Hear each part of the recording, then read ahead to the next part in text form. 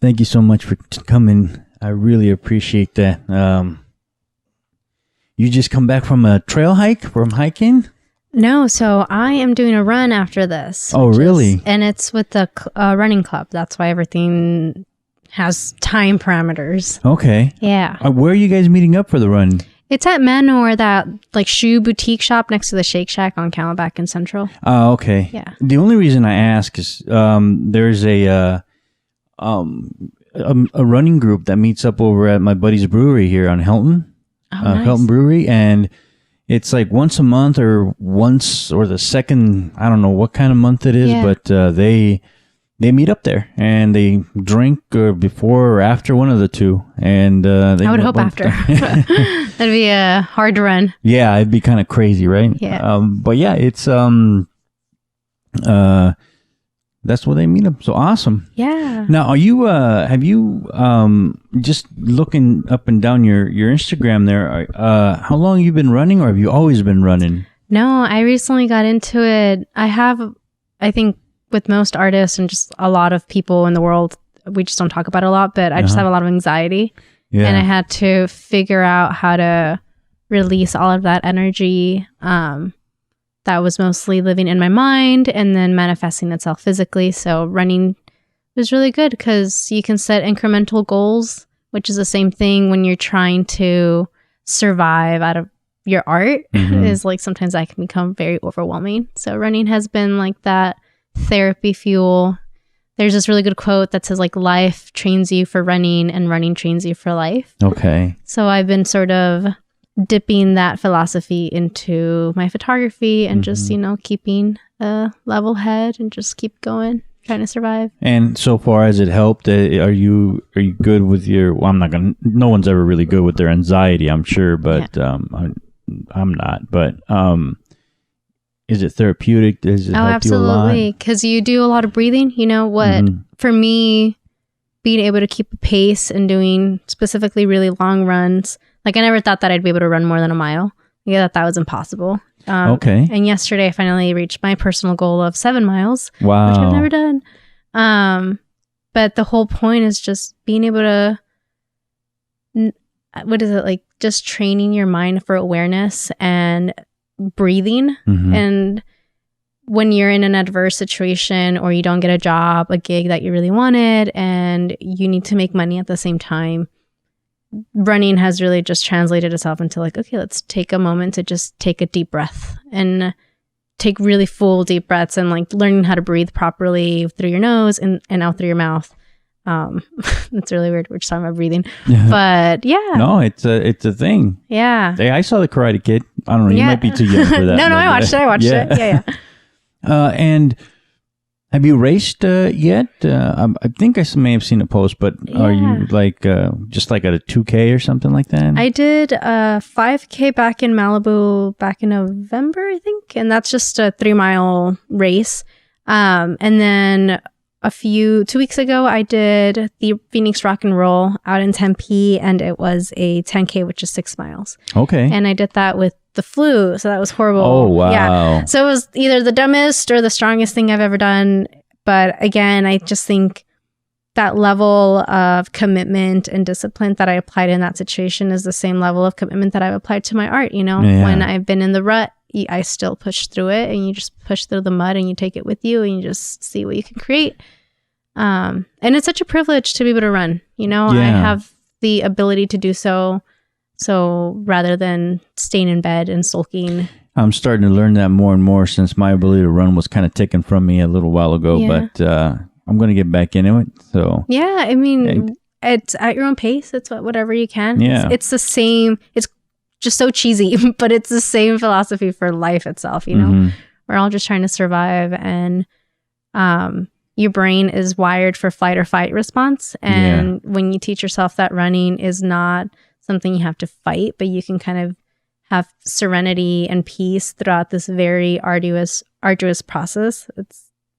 It begins to kind of seep into your actual life and really help you just navigate it. Yeah. But it's only been a few months, so. Okay, no. Yeah. Hey, it's a great start. Now, in those few months, though, have you seen your craft, your art, or any creative output sort of change or maybe even decline a little bit first, or or has it been affected at all? I don't think it's been necessarily affected. If anything, I've struggled. I think a lot of artists who like are purist in the sense where they don't want to make art to capitalize on it. They're just trying to make passionate art, you know, for the sake of art. They probably struggle with the money aspect, like where you have to sell your art essentially. And I've always struggled with that. So when I started running and just using that as a therapy form, that really helped me just kind of power through the resentment against the capitalistic nature of our society, basically. Yeah, where was I going with this? Well, as far as like maybe it not affecting running, not affecting your art directly, but it looks like indirectly, as far as maybe getting a clearer head on the business aspect of it. Yeah, I think that's where mostly it's been helping me. Just booking more gigs, actually putting myself out there, feeling confident to do that, and creating a sense of business, and just be, you know, for the longest time, I didn't really call myself a photographer. And I used to just say like, oh yeah, I make things. And then I would like squirm and be like, okay, I don't want to talk about this anymore. Like it's my art. It's something very personal to me. Of course, Instagram kind of made it's a performance now. You know, you're in a public space and you're showing what you've got to offer. And that for the past few years just took a toll on my insecurity, my anxiety, and confidence level. So right now I think I'm in a really good headspace where I'm now starting to like realize, you know, my art is not contingent upon what society needs or what they're demanding, but there can be a balance. Yeah, absolutely. Yeah. And to get into it, exactly what is your art? You're a photographer. Yeah. But are there other creative? Yeah, you do. Are there other creative outlets that you have besides photography? I think at this point I've just been calling myself like an artist in the sense that I dabble in photography. I love graphic design. I like dabbling in After Effects, which is a form of motion graphics, which I'm not very good at, but I like doing it. Yeah. For my sake, I love to doodle, and by doodling I mean like I love to draw things that I'm seeing. I like to take a notebook everywhere I go in case I see a certain face that I think is really like a caricature of a face. So then I do little mini faces of people, and then I write like something that I'm thinking about next to their face. So that's why I say like I just do a lot of things. I'm sure I'm not the only one. I just get really bored in one medium, and I can't do the photography thing all the time. Although I think that that's a bigger part of my identity as a whole, because it not only supplies an income, but also it's the first medium and craft that I fell in love with. And then, and videography. Like I love film. Nice. And what do you seem to go back to as far as a theme or subject matter the most in videography or photography, or just in general? What do you think that attracts you the most? I think it's just exploring like a mood, basically. It's just exploring emotion. I have this Polaroid project that I've been working on where I basically ask a person, like get their consent to basically ask them very intimate questions, you know, like when was the last time you cried? And we just kind of get into it. And it's like, it's a moment for them to unravel, but at the same time, as someone who's taking the photo, I'm also unraveling with them. You know, we're exposing our souls to each other at a different level that we're typically used to, specifically in our society, because it's always go, go, go. Yeah. Or you're performing a certain emotion because you have to keep up a facade. So I'm trying to provide this like safe space. And I think that through that Polaroid project, I really realized that through the past few years, that's probably one of the reasons why I struggled ever calling myself a photographer, was because everything that I took a photograph, I just felt so intimate to me. Yeah. And it just felt very like my own private world, you know? I've always been someone who kind of like a Walter Mitty character. Like I just always in my head, you know, I can imagine a really great future, a really great present, or like traveling, but it could all happen in my mind. And that's sort of what photography is for me. You know, we create these worlds. And I think that's what really the theme is, just really exploring vulnerability, allowing people to hone in who they really are and not need to perform a level of happiness or a level of contentness. It's just like we can photograph what we're feeling in the moment. Yeah. And I've tried doing that. I failed a lot of times. I've succeeded others. It's a journey. Well, being so vulnerable and asking for not just other people's vulnerability, but sharing yours as well. Were you able to share those images right away, or is that something that you kind of grew into? Because again, for me, it would be like, I ain't showing anybody this. But how easy was that, or difficult was that for you, if at all? I think that as someone, like when I was in college, that's when Instagram started becoming really prevalent and important in terms of like creating an image for yourself. And so I think because I was growing up at the same time that the internet was growing up, I was very aware that I needed to always share. There was this need of sharing, like you got to share things, you know? So recently, because I only started that Polaroid project, I think back in the summer. And it's because I have a Polaroid camera that was my sister's back when she was a kid, so back in the early 90s, and I'm pretty sure it was my dad's. I have no idea where this camera came from. I just know that we have family photos that came out of it. So I just wanted to be able to figure out how to be very consensual about sharing it, you know? To me, the photos have always been very intimate, but I didn't necessarily talk about the intimacy part of how vulnerable I was in taking photos, how emotionally exhausted I was after photo sessions, you know? So yeah, I don't know. I'm at a point where it's just like, it's an ebb and flow. It doesn't need to be an all tug and like a tug of war situation where people are demanding things from you or you're demanding from them. It's more like a conversation, basically. Yeah. When you were in college, did you study art and photography, or? I studied journalism. Okay. Yeah. All right. I thought that I wanted to be like a big hotshot reporter in the news. And I do still work in the journalism industry. That's sort of like my day job, but it's at night as a copy editor and designer for print papers, which isn't something that necessarily my generation is too into. Yeah. Just because we're very active online.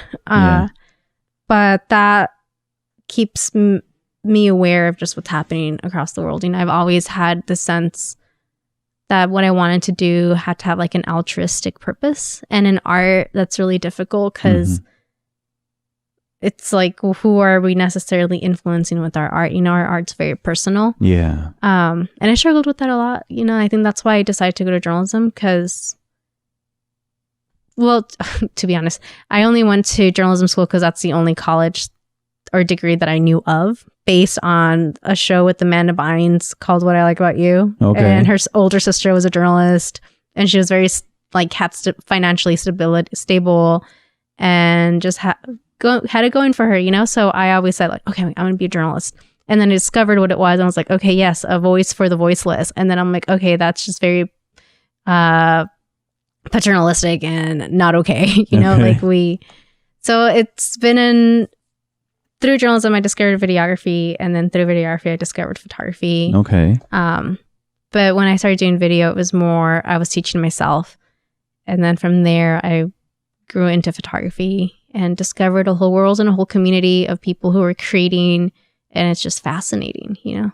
Yeah. When, do you remember like the moment when you said, all right, photography, this is it? Was there a photo that you took, or maybe a photo that you saw where you went, okay, this is for me, sort of thing? I got really lucky when I was 21. No, I was 20. One of my friends, Cole, he messaged me saying that a few of his musician friends needed a documentary made. And I was like, hell yeah, like I'll do it. Because it was, and at that point, I still didn't know how to value myself, and I didn't know how to, because I didn't necessarily have the reputation for doing documentaries, you know, so I didn't feel like I could charge. So there was that element that was missing. So I was just doing this out of pure passion, and because they were passionate for their music. So I did this documentary that ended up being like a whole year-long process. It was exhausting. It really showed me how much work goes into it, and it was just me. And typically in documentaries you have a whole team of people who are doing it, but I have so much footage of it, and I think that's when I realized, like, this is incredible. You know, these people are sharing their space with me. Yeah, I'm a fly on the wall, and I'm capturing these moments and freezing them in time for them and cutting them up and telling us a cohesive story. And that's where journalism kind of comes into it, is that everything that I do has to have some sort of sense of a story. Yeah. I think that's when I knew, like, this is it. Because I was able to connect with these individuals at a very personal level. They became good friends of mine. And it was just really fun. And like their music, like their fans, like kind of seeped in, and they were so supportive of the work. Like the photos I was making. And so I was like, hey, everyone was so nice. So I think there was so much validation that made it feel really good. Hell yeah. Which obviously validation is only good for so long. And then it starts playing with your mind when you don't get it. Yeah. It's a drug. Yeah, it is. I think I just watched Miss Americana. I don't know if you've seen it. No. It's the Taylor Swift documentary that just came out. Yeah. That's sort of what she talks a lot about. It's just, you know, you needed the validation from people, and that kind of keeps you going. And then when you don't have it anymore, you're just like, oh, what happened? I'm no longer good enough. So yeah, it's just for the last 6 years, it's just been growing. So it took you a year to... I assume you finished the documentary? Yeah, I finished it. It was fine. They were really appreciative of the work. I was ready for it to be over at that point. Okay, yeah. So I think I watched it once, and I haven't watched it since. Okay. Because I was just like, it was one of those things where I grew to love and appreciate the craftsmanship of videography, of photography, of production, you know, what it takes to do all of it. But I also resented the entire experience, you know? Oh, okay. You know, because I come from an immigrant background. So it's like that's why I started with art a lot, is like when you want to feel proud of something, but then for your family, it's like, well, did you make money? What'd you make? Okay. You know, it's like, oh no, I made the art. Yeah. The art is like the thing that's important. And they're like, no, the money. Like we're here for that, chasing that elusive American dream. And I'm like, no, that's the dream right there. So it's always been this like back and forth struggle. And I think that's always fed into the whole why I try to make experiences more vulnerable for people and creating a space for them and a space for myself. It's just evolved over the years. So growing up, did you have the kind of artistic support that, I don't know, that you wanted, let's just say, or was art more like, okay, you can play with this, but you need to go out and make some money somehow? Yeah. I've never thought about it that way, but I don't think there wasn't really room in our family when I was younger growing up for my parents to be supportive of like art, or to be able to recognize that, oh, she's more artistic, or she doesn't, because my sister's very like business oriented. Okay. So we're definitely like cliche, kind of like one's an artist and one's a business person. But we grew up in a very like tumultuous home. There is like alcoholism involved, like abuse of drug and whatnot. So having to grow up and see like domestic violence, I very tapped into that whole Walter Mitty role, which I didn't know that was a thing back then. But just being very dreamy, living in my head, creating imaginary friends. And like that was my version of art, I think. And obviously nobody else could see it because I'm creating worlds in my head, you know? Yeah. So I think they didn't necessarily suppress it, but I don't think that we ever really got a chance to explore it the way other people have had the opportunity to. I mean, if anything, it just represents that art can be a coping mechanism, and it can be the one thing you grasp for survival and understanding the world around you. Yeah. So after you finished the documentary, was it soon? When did you start to look at a more artistic viewpoint? Was it the documentary, or when did you start more like exploring art for art's sake and not exactly for a commercial sake? I think when I was 17, I went to Mexico for the first time to visit my parents' hometown, and my grandparents took me to El Rancho, which is where they grew up. And one of our, like my great aunt, she was still alive at the time. She's like at that point she was 99. She's super old, already kind of like in and out, but she had this beautiful like adobe home, and her entire house was a garden, and then like her kitchen. It's like, just think very like just very indigenous style of a home. Like she had a donkey like in the back of her kitchen kind of a thing. Like it's very rural and beautiful and pure. And she's this old woman, and she wasn't wearing a sock. And as we were leaving, I took a portrait of her, and I lost the original copy because one of my hard drives crashed. Okay. And always back up your work. Yes. But I think that's the one photo, kind of going back to your previous question, that's the photo that sort of solidified it for me, that I was like, this photo is very powerful, not only in its ability to capture her in this moment and for my grandma to be able to remember her and for us to like connect with our lineage. But yeah, I think that showed me that I could potentially have a place in the art world. Yeah. Do you work in sort of set up goals or even projects for yourself for your work? Yeah, I think that's where also running kind of comes into play. You set incremental goals, and that's sort of how my mind works. I'm not a very big picture person. I don't have a lot of foresight for the future. So little baby goals of like, I think my friend Tanya said it, like you can only look 200 feet ahead of you and you can't focus on anything else. It's like driving, you know? Yeah. You can't really see what's around the corner. And the Polaroid Project, which is what I started last summer, and it's going to be at a gallery. They call it a gala, but it's a gallery in March. That's sort of like a more sort of structured version of a project. Okay. Usually my projects are more loose based. Like I have an idea, let's go do it. And then we do it. And then I kind of like need to forget about it. Okay. And then maybe a few years later, I find it on a hard drive and I'm like, okay, let me continue this. Gotcha. But the Polaroid one is the one that's been more consistent. The documentary, I had people waiting on me, so I had to complete it. Yeah. Did I answer your question? Yeah. Because you actually hit on the next point that I was going to make. Yeah. So you are going to make art shows. You do have art show coming, and you have the Polaroid show coming up in March, you said, right? Yes. So and where's that at? Let me pull it up. Okay. Yeah, it all happened really quickly. I applied to, it's like a grant program. It's called ArtLink, and it's a community in Arizona. Okay. And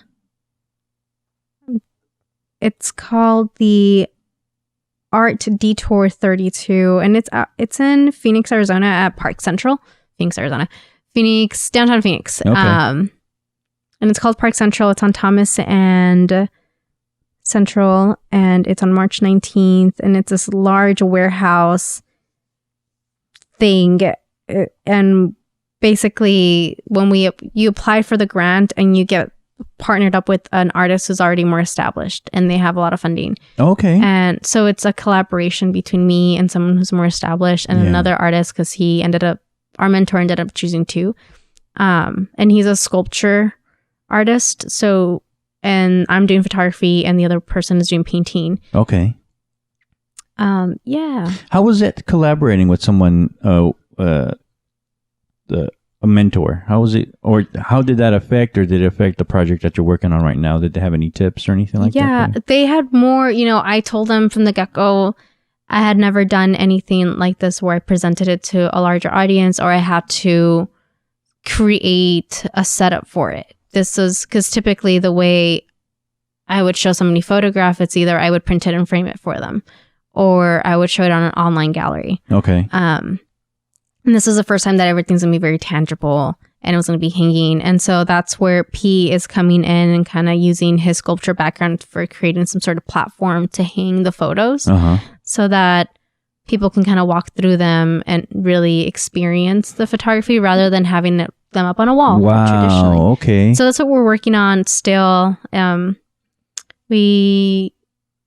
basically what February is going to be all about. It's just like getting all the photos finished and then creating an art installation with a painter and a sculpturist. Is that what you call them? to get an experience out of the whole thing, right? Yeah. So, are you working with the painter too in front of or does everybody have their own theme? We each have our own medium, but we wanted to connect the theme. P had known that I was working on these Polaroid photos. That again, it was just a personal thing for me I felt that I hadn't done anything for myself within photography. Yeah. And so I decided, okay, well, I'm going to pick a medium that doesn't really doesn't require much skill, you know? Yeah. And I chose Polaroid, and he had seen a few of the portraits. His girlfriend's one of my really good friends, Jessie, and she's an artist too. And I think she may have shown him. So he was super I really want her to participate in this so everyone can see it. And so when I explained to them my project, I'm like, it's this idea of being intimate, in a sort of public space with somebody that you don't necessarily know. Yeah. And just being vulnerable and just unraveling, Yeah. And then he said, that's interesting because my whole piece is about coming undone, becoming undone. Yeah. And the painter, I think she does more tarot stuff and it's more spiritual and connected to the energies in a room. And last I spoke with her, she was considering she's doing an 8-foot painting basically. Wow. And everything's going to be, it's going to be a legit experience. You can just walk through this, and his sculpture is going to be massive, probably the size of this room. And it's just this idea of unraveling, and hers is going to be one of the tarot cards. I don't remember the name of what that tarot is, but it's a nude woman, but she wanted to do her own portrait and the woman's body. Okay. And I was thinking about it yesterday because I was trying to figure out how are we going to connect it and how are we going to explain it to people. And I'm like, well, his is unsprung, mine's unraveling through photos. And then as you walk through it, you'll end up at her paintings, these 8-foot paintings, and it's this nude woman. And I'm like, well, that's as vulnerable, as exposed as you can get. Exactly. Yeah. So I think it'll be interesting. I think this month is when we're going to be probably doing more collaborating. Yeah. Because we have to figure out dimensions and all the logistics and whatnot. Yeah, I think that's going to be awesome. Now, is there a specific reason why you chose Polaroid as opposed to any other medium? I chose Polaroid because it doesn't ask anything of you. You just hit the button and it does it for you. And I wanted to, the way I set it up originally, it's I just wanted to have a conversation with someone the way you and I are doing, but in the process, find just capture little moments and find little vignettes in which they showed a lot of emotion. Yeah. And just trying to hold space for that one moment. The way it first began was I want you to be able to take whatever emotion you're carrying it and place it on this photo, Yeah. And now you can carry it side by side. And then when Pete came into the picture and we talked a little bit more about it, it sort of evolved. And I'm like, okay, no, this is a moment for us to just unravel with each other. It's a consensual space for us to talk about things that we carry with us every day, that we don't normally get to talk about. Yeah. So I think on one hand, it's exploring performance of expression, but also the genuine nature of expression. And what have you personally taken away from this these conversations and these portrait sessions on it? Is there something in particular that has hit you the hardest when you speak to somebody's story and, of course, and their vulnerability? Yeah, there's two. I mean, they're all. Well, on the one hand, it's just that I'm walking away with, I just think I feel very honored, that it's that they're willing to do it. And a lot of these people are my friends or people that I would consider friends. We just haven't had, just years have gone by and now we're reconnecting. But I just am honored that they're allowing me to be in that space with them. So on that hand, it's just, I'm walking away with a lot of respect for people. And again, it's just, I'm walking away with a sense of understanding them better, but also the world better. Yeah. Because people can be very complicated. Our minds are very complicated. You convince yourself of one thing and then you just go and run with it. But also, the thing that I'm gaining the most is just the skill of listening, the skill of sitting and actually paying attention to a story. I've had people tell me stories about how when somebody important in their lives passed away, and I didn't expect it. And I was like, I didn't think that you would give me the privilege for you to tell me something so personal and so deep, people whose siblings struggle with suicidal ideations, and that's heavy. Like they're just kind of coping with me, and then we kind of have a conversation about those things. Yeah. Wow, it's almost therapeutic in certain. Yeah, I always try to remind them. I don't know if I unplugged this. No, you're good. Can you hear still? Yeah. Yeah. I can hear you. Yeah, it's definitely. I tell them like, oh, it's like I'm your like life coach, because I'm obviously not a certified therapist, and I always say like, if I ever do respond and it sounds wise, like it's just I'm only talking based on my experience. Take it with a grain of salt, but also just like we're just here for each other. It's just like as friends, we're just having a conversation, flowing and just talking. Yeah, it's amazing how people, given under the right circumstances, just open up. Sometimes they seem to open up to complete strangers more so than somebody they're familiar with or they know. Yeah, I think I could never figure out my place in the world. Like as cliche as it is, like the identity as like the daughter, like being first generation American, like you really do feel like you don't really belong in spaces. Like you're like, well, I'm not from over there and I'm not from over here. And then you have like in the media or like the administration with the president, like it's just, you have a lot of labels being thrown around. So it's like, I don't fit in certain spaces. Yeah. I don't feel still like I feel very insecure about the gallery, like I'm like, this isn't a space I've ever participated in. But I think it's the perfect project to bring into that space or to carry with me in that space. Because in a way, it's just going to comfort me because it's like I'm bringing all these emotions in. But yeah. Do you, because I think, anyway, as far as the Polaroid project, is that something you're going to continue to explore? I mean, I hope it is. I mean, not just the gallery one and done sort of thing, because I think it'd be a great, I don't know if you know this one cat, he does the Humans of New York sort of thing. Oh, Brandon, yeah. Yeah. I don't know him personally, but it's definitely like, my project is definitely influenced by people like him who just go around telling people stories in a portrait sense. Or there was this older gentleman, he would ride his bike throughout New York and he was more in the fashion world and he would just take photos. I want to say his name's Bill, but I'm forgetting his name. But it's definitely influenced by Brandon. And just, I mean, when he started his project, he had been let go, and it was during the Great Recession of 2008 and whatnot. And so he was just trying to figure out what the hell to do with his life. Yeah. So he started doing that and just caught on. And I think there's something to be said that when you just do something honestly, you do something with passion and with heart, people will pay attention. And you can, as opposed to, I mean, there's two like forces. You can take that route or you can do the more strategic, like business side. Yeah. And I'm like, I think I'm somewhere like kind of gravitating in the middle somewhere. Yeah, as a photographer, those types of projects like Humans in New York and your project really kind of like, okay, should I try that? But I realize that I don't think I can do that. I'm not that kind of, I don't have that aspect. And there's certain things that I don't like either, like taking pictures of homeless people or some other subjects. Do you have something that you won't work on or something that you won't photograph or something that you won't display or portray at all? Did you have any sort of limits like that?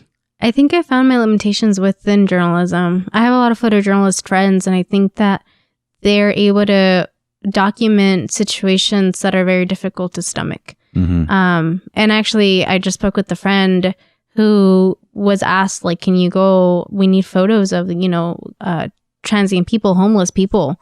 And her response is like, oh, no, like, I can't do that. And I agreed with her. I'm like, that's ridiculous. It's like, how do you take a job, something you're going to be paid for? And then, like, you get to walk away from their situation. Yeah. And I think that's difficult. So I agree with you on that sense. Like, I don't think I'd have the stomach or the right mentality, the right information to like really engage, at least for photography wise. I think that there's other more effective ways that you can participate and try to help. I think with immigration, like it's very difficult for me to ever fathom that I would go down to the border and try to cover an event. Yeah. Especially because it's so close to home, you know? Because I have the privilege of citizenship and whatever that means, you know? Yeah. And I don't think that I could really be okay with going into a space where people are community organizing, doing exhaustive emotional work, and then just going there, taking photos, and then walking away from it. You know, I can't necessarily do that just because in my mind, it just doesn't sit right. And I think other people, it's important. It should be covered, and other people are more equipped to handle that. Yeah, that's a great point too. I mean, I see it that way as well too. There's better people doing other things that are better at it than I am. Yeah. What are your, do you have any projects in the horizon that you want to work on, or maybe an ultimate like fantasy project that you'd ultimately like to start and finish? Yeah. Over a year ago, I got a few friends together and we filmed like this visual idea I had. And I really wanted to call it like Hecha a Mano, which translates literally to made by hand. And it was exploring motherhood and through the lens of being a daughter, because I'm not a mom, but a lot of my friends are. And just the way I grew up, I associated more with my mom and the strengths that she had to like persevere in the situations that she found herself in. And we got to do that. And it was the same thing with the documentary. First, I love video, but at the same time, it's very hard for me. It's like the most challenging thing I've ever done. Yeah. Because I take a lot of video and then just going through the footage, I have so many different ideas that I can't cohesively bring it all together sometimes home. So I told my friend Jose, I'm like, can you just take the video footage? You can do whatever you want with it. I'm tired of it. I don't want to look at it. But when he said yes and he started talking to me about some ideas that he had for editing, I got, again, that renewed passion. I'm like, oh, nice. What was missing was a collaboration. You know, I just needed another voice, another mind. So I'm excited for him I'm just going to see what he does with it and to marry all of my ideas with his new perspective. I can't wait to see that. That'll be awesome. I think. So when you collaborate with someone that gives you synergy, I think that's one of the best things ever. Absolutely. Well, thank you so much. I know we were on a little bit of a time constraint today, but I really appreciate you taking time and coming and talk to me. Hopefully we'll have a part 2 and talk a little longer if you'd like. Absolutely. Thank you. Have good luck on your run today. Oh, no, thank you. Thank you so much for being flexible. And for my rambling, I have no idea if any of it made sense or if anyone can walk away with something. Oh, the whole thing. Yeah, it'd be awesome. Sweet. Awesome. Thank you. Thank you. Thanks so much. That was intense.